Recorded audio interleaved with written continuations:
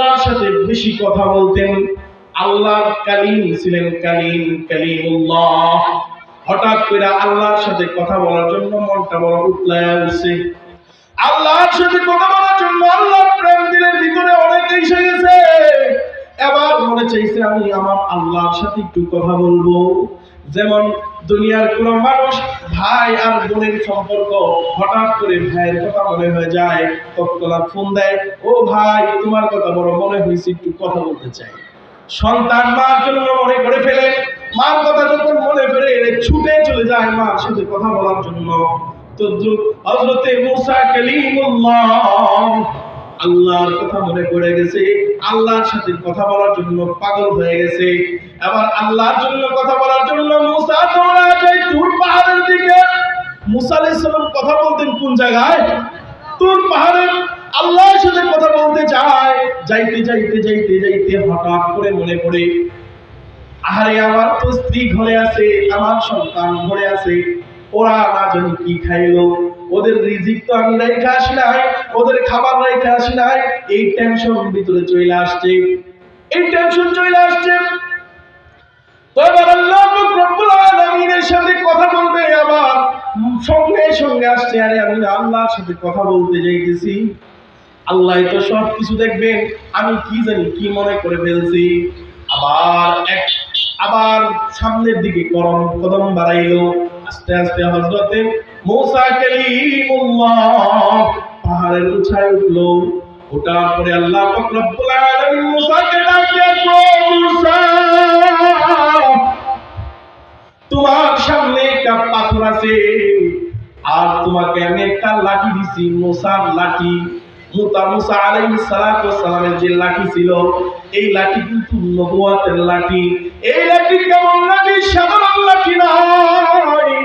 জাদুকরেরা যখন রশি ছাইড়া দিল, আল্লাহ রব্বুল আলামিন বললেন, মুসা তোমার লাঠি ছাইড়া দাও।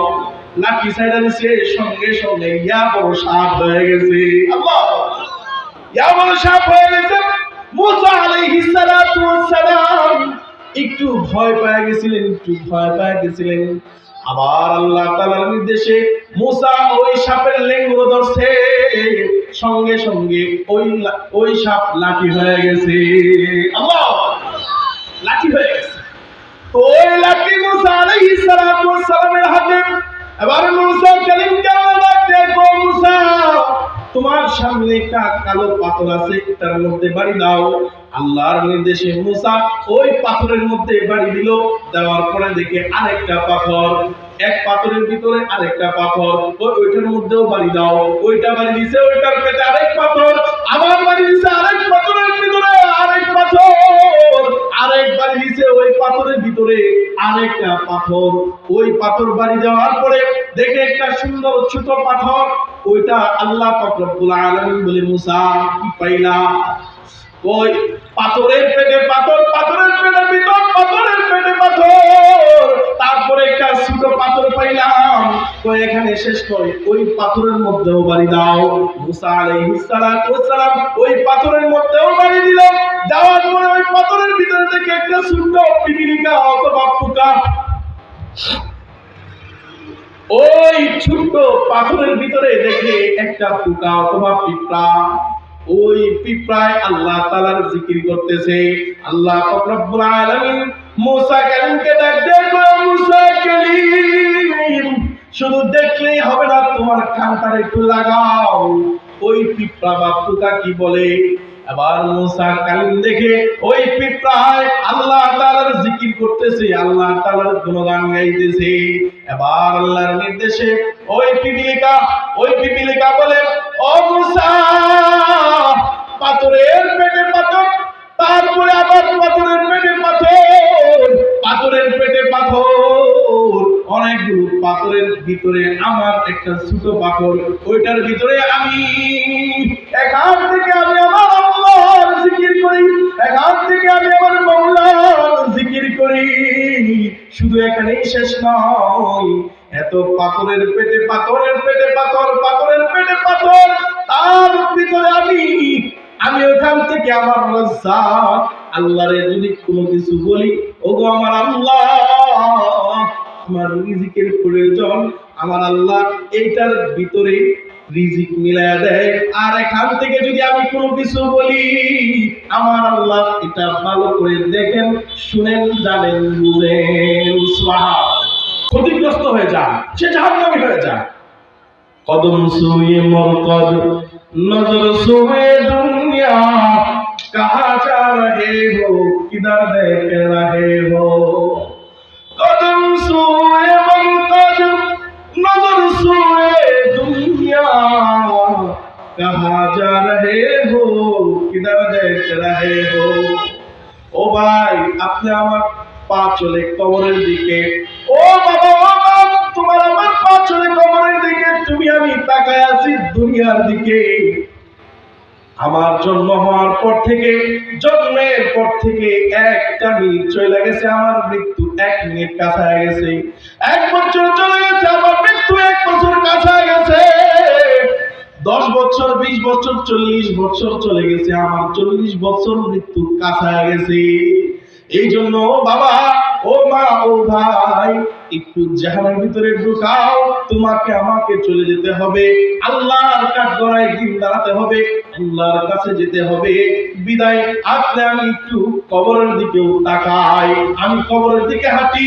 যেমন দুনিয়াতে যদি কোনো ড্রাইভার সে রাস্তা দিয়ে গমন করে, আর যদি সে রাস্তার দিকে তাকায় না থাকে, অন্যদিকে তাকায় থাকে, অ্যাক্সিডেন্ট হয়ে যায়, ক্ষতিগ্রস্ত হয় না, হয় না?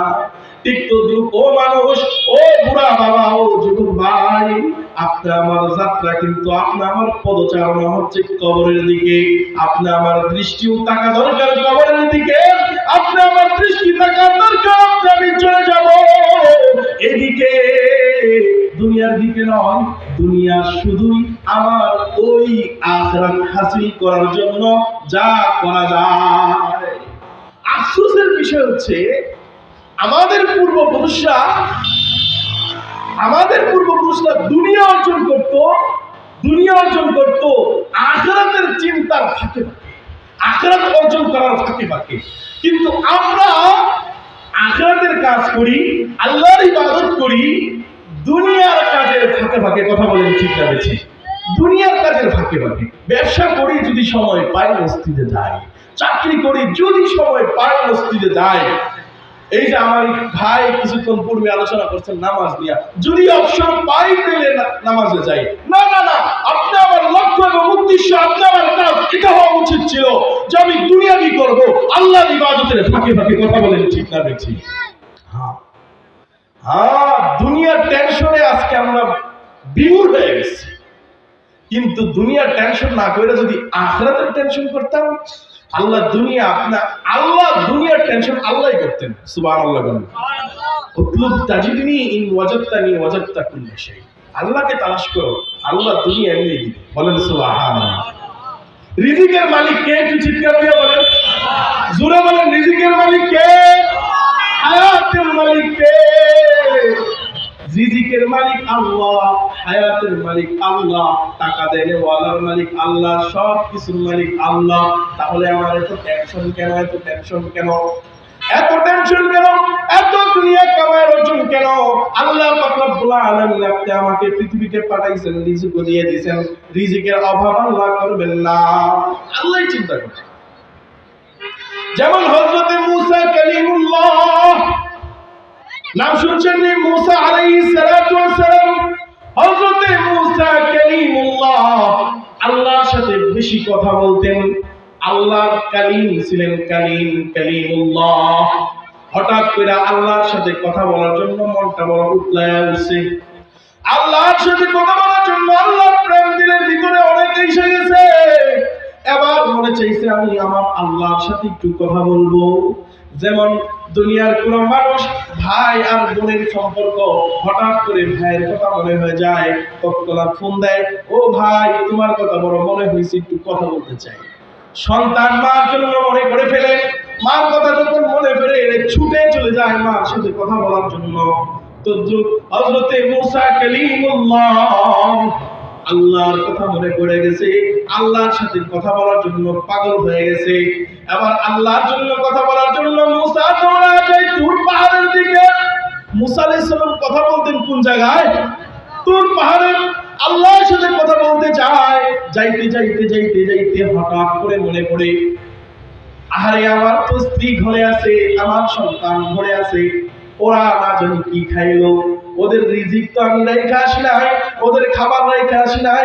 এই টেনশন ভিতরে চলে আসছে, এই টেনশন চলে আসছে। তো এবার আল্লাহ রব্বুল আলামিনের সাথে কথা বলবে, আবার সঙ্গে সঙ্গে আসছে, আরে আমি আল্লাহর সাথে কথা বলতে যাইতেছি, আল্লাহ তো সব কিছু দেখবেন, আমি কি জানি কি মনে করে ফেলছি। আবার সামনের দিকে কদম বাড়াইলো। আস্তে আস্তে হযরতে মূসা কালিমুল্লাহ পাহাড়ের উঁচায় উঠলো। ওঠার পরে আল্লাহ পাক রব্বুল আলামিন মূসাকে ডাক দিয়ে, মূসা তোমার সামনে একটা পাথর আছে, আর তোমাকে আমি একটা লাঠি দিছি, মূসার লাঠি। মুসা আলাইহিস সালামের যে লাঠি ছিল, এই লাঠি কিন্তু নবুয়তের লাঠি।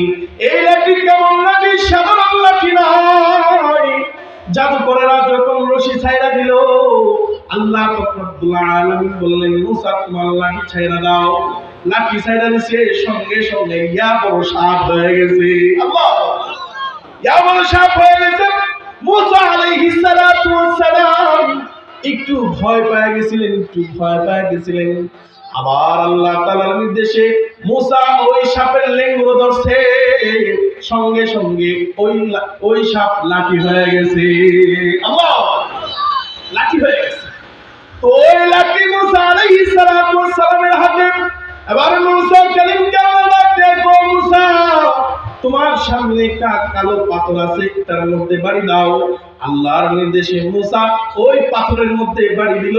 দেওয়ার পরে দেখে আরেকটা পাথর, এক পাথরের ভিতরে আরেকটা পাথর, ওইটার মধ্যেও বাড়ি দাও। ওইটা বাড়ি দিছে, ওইটার পেটে আরেক পাথর, আবার বাড়ি দিছে আরেক পাথরের ভিতরে আরেক পাথর, আরেক বাড়ি দিছে ওই পাথরের ভিতরে আরেকটা পাথর। ওই পাথর বাড়ি দেওয়ার পরে দেখে একটা সুন্দর ছোট পাথর, ওইটা আল্লাহ পাক রব্বুল আলামিন বলে, মূসা কি পাইলা? ওই পাথরের পেটে পাথর, পাথরের পেটে ভিতর, পাথরের পেটে পাথর, তারপরে একটা ছোট পাথর পাইলাম। তো এখানে শেষ করে ওই পাথরের মধ্যেও বাড়ি দাও। মূসা আলাইহিস সালাম ওই পাথরের মধ্যেও বাড়ি দিল। দেওয়ার পরে ওই পাথরের ভিতরে থেকে একটা ছোট পিপিলিকা অথবা পোকা, ওই ছোট্ট পাথরের ভিতরে দেখে একটা পোকা অথবা পিঁপড়া, ওই পিঁপড়ায় আল্লাহ তাআলার জিকির করতেছে। আল্লাহ পাক রব্বুল আলামিন মূসা কালিমকে ডাক দিয়ে, মূসা কালিম শুধু দেখলেই হবে না, তোমার কানটা একটু লাগাও, ওই পিঁপড়া বা পোকা কি বলে। আবার মূসা কালিম দেখে ওই পিঁপড়ায় আল্লাহ তাআলার জিকির করতেছে, আল্লাহ তাআলার গুণগান গাইতেছে। এবার আল্লাহর নির্দেশে ওই পিপিলিকা বলে, ও মূসা পাথরের পেটে পাথর, তারপরে আবার পাথরের পেটে পাথর, পাথরের পেটে পাথর, অনেকগুলো পাথরের ভিতরে আমার একটা ছোট পাথর, ওইটার ভিতরে আমি এখান থেকে আমি আমার আল্লাহর জিকির করি, এখান থেকে আমি আমার মাওলার জিকির করি। শুধু এখানেই শেষ নয়, এত পাথরের পেটে পাথরের পেটে পাথর, পাথরের পেটে পাথর, তার ভিতরে আমি ওখান থেকে আমার রাজ্জাক আল্লাহরে যদি কোনো কিছু বলি, ওগো আমার আল্লাহ, আমার রিজিকের প্রয়োজন, আমার আল্লাহ এইটার ভিতরে রিজিক মিলায়া দেয়। আর এখান থেকে যদি আমি কোনো কিছু বলি, আমার আল্লাহ এটা ভালো করে দেখেন, শুনেন, জানেন, বুঝেন। সুবহানাল্লাহ। এবার যখন মূসা দেখলো ওই পিপিলিকা ওখানে কথা বলে আর বলে, আমার আল্লাহ ওখানে আমার জন্য রিজিক পৌঁছায়। আবার মূসা বলে, আল্লাহ আমার ভুল হয়ে গেছে। আল্লাহ কয়, ও মূসা তুমি আমার প্রেমে পড়া, আমার মহব্বতে পড়া তুমি আমার কাছে কথা বলতে আসছিলা, আর তুমি আমার মূসা কালিম কেমনে ভাবলা তোমার সন্তান আর তোমার স্ত্রী, তোমার পরিবারকে আমি না খাওয়ায় রাখবো, এই কথাটা কেমনে তুমি ভাবলা? তাহলে রিজিকের মালিক কে? আমাকে আমাদের রিজিকের মালিক কে? আয়াতের মালিক কে? কিছুর মালিক কে? সব কিছুর মালিক আপনি আমার দয়ার আল্লাহ, মায়ার আল্লাহ। আপনি আমার আল্লাহ। পিপিলিকা কেউ পাথরের পেটে, তারপরে পাথর, ওই পাথরের পেটে পাথর, ওই পাথরের পেটে ছোট্ট পাথরের ভিতরে পিপিলিকারে যে আল্লাহ খাওয়াইতে পারে, ওই আল্লাহ আপনি আমাকে কি খাওয়াইতে পারে না? পারে না বলে পারে। কিন্তু আমাদের বিশ্বাসের সমস্যা, আমাদের ইয়াকিনের সমস্যা, আমাদের ঈমানের সমস্যা। কথা বলেন ঠিক না বেশি? ঈমানের সমস্যা।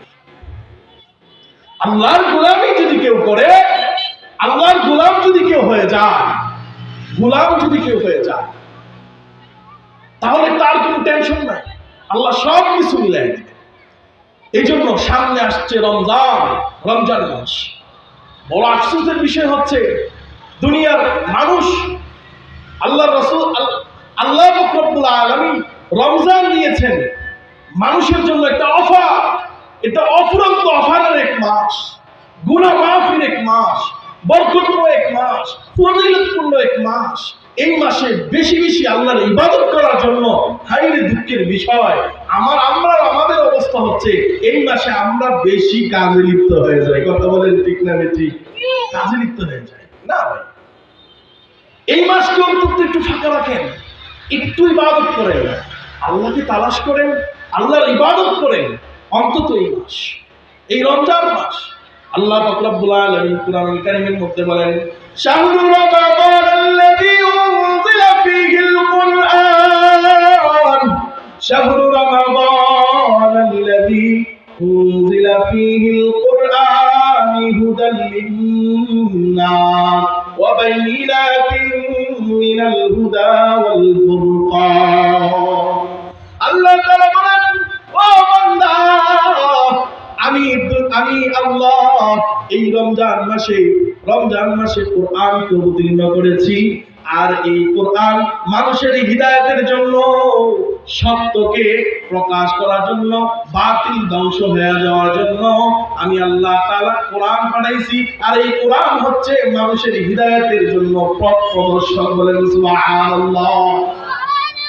কোরআন পথ প্রদর্শক। বড় আফসোসের বিষয়, আপনি আমি মুসলমান, বাবাই ছিল মুসলমান, দাদাই ছিল মুসলমান, আমিও মুসলমান, কিন্তু আফসোস হচ্ছে কোরআন পারি না। অনেকেই কোরআন পারি না, অথচ একটা কোরআনের একটা হরফ যদি কেউ পড়ে 10 নেকি সঙ্গে সঙ্গে তার আমলনামার মধ্যে দেওয়া হয়। বলেন সুবহানাল্লাহ। 10টা নেকি তার আমলনামার মধ্যে দেওয়া হয়। আর কোরআন কত দামি, এই আলোচনা করার সময় নেই, সংক্ষিপ্তভাবে বলি। অনেক দামি কোরআন। ওই কেমন দামি? আল্লাহ পাক রব্বুল আলামিন কোরআনে বলেন, ইন্নাহু লাকুরআনুন কারীম। কোরআন অনেক দামি। আর এই দামি কথা বোঝানোর জন্য আল্লাহ তাআলা এমন কসম খাইছেন, এমন এক কসম খাইছেন, ফালা উকসিমু বিমাওয়াকিন নুজুম, ফালা উকসিমু বিমাওয়াকিন নুজুম। আপনি আমার আল্লাহ এমন এক কসম খাইছেন যে কসমটা অনেক বড় কসম। ওই কেমন কসম? সমস্ত দুনিয়ার মধ্যে যত তারকারাজি আছে, ট্রিলিয়ন মিলিয়ন যত গ্রহ আছে, সমস্ত গ্রহের কথা কোনো বিজ্ঞান এখন পর্যন্ত বের করতে পারে নাই। সমস্ত তারকারাজি কতগুলো আছে কেউ জানে না। আবার ওই তারকারাজি আল্লাহ তাআলা এক দিক দিয়ে উঠান, আরেক দিক দিয়ে অস্তমিত করান, একটার স্থান একদিকে, আরেকটার স্থান অন্যদিকে। এই এতগুলো তারকারাজি যতগুলো স্থান আছে সবগুলোর কসম খায় আল্লাহ কয়, ইন্নাহু লাকুরআনুন কারীম। কোরআন বড় দামি। সুবহানাল্লাহ। কোরআন বড় দামি। আর এই কোরআন যে শিখে, যে পড়ে, সে কত দামি। বলেন সুবহানাল্লাহ। সে কত দামি, সে কত দামি। এক হরফ পড়লে 10 নেকি। বলেন সুবহানাল্লাহ। এক হরফ পড়লে। আর রমজান মাসে পড়লে আরো সওয়াব। রমজানের তো আরো অপূরন্ত অফার। কেমন অফার, কেমন অফার! রমজানে যদি কেউ নফল ইবাদত করে, কি ইবাদত? নফল ইবাদত করে, অন্য মাসে ফরজ ইবাদত করার সওয়াব আল্লাহ তাআলা তার আমলনামার মধ্যে দান করেন। বলেন সুবহানাল্লাহ। নফল ইবাদত করলে ফরজের সওয়াব তার আমলনামার মধ্যে দেওয়া হয়। সুবহানাল্লাহ বলেন। তাই এই রমজানে আল্লাহ তাআলার কোরআন পড়তে আমরা রাজি আছি তো ইনশাআল্লাহ? হ্যাঁ, করতে রাজি আছি তো? কোরআন পড়লে কি হয়? কোরআন পড়লে কি হয়? কোরআন পড়লে আল্লাহ তাআলার সাথে কথা হয়ে যায়, আল্লাহ তাআলার সাথে কথা হয়। আর যে আল্লাহর সাথে কথা কয়, যে আল্লাহর সাথে কথা কর মজা পাওয়া যায়, আহ কত মজা, কত মজা। যে মিষ্টি না খায় সে মিষ্টি খাওয়ার কি স্বাদ, মিষ্টি কেমন সে বুঝবে বলেন? সে বুঝবে? আরে তিতা যে না খাইছে ভাই, তিতা বুঝে না। আরে যে কানা সে সাদা কি জিনিস বুঝে না, গোল্ডেন কালার কি সে বুঝে না। আরে যে আল্লাহর সাথে কথা না বলতে পারে সে কেমনে বুঝবো আল্লাহর সাথে কথা বলার মজা কি? আল্লাহর সাথে কথা বলা কেমনে কথা বলি? कोई तुमसा कुए हमदम कुए दम साज नहीं है, बाती तो है हरदम मगर आवाज नहीं है। तुमसा कुए हमदम कुए दम साज नहीं है, बाती तो है हरदम मगर आवाज नहीं है। যদি কোনো ব্যক্তি কোরআন পড়ে তাহলে বিনা আওয়াজে আল্লাহর সাথে কথা হয়ে যায়। চিৎকার দিয়ে বলেন সুবহানাল্লাহ। এই দামি কোরআন অন্তত রমজান মাসে যারা পারি বেশি বেশি পড়ব তো ইনশাআল্লাহ, কোরআন পড়লে দিল সাফ হয়ে যায়, দিল সাফ।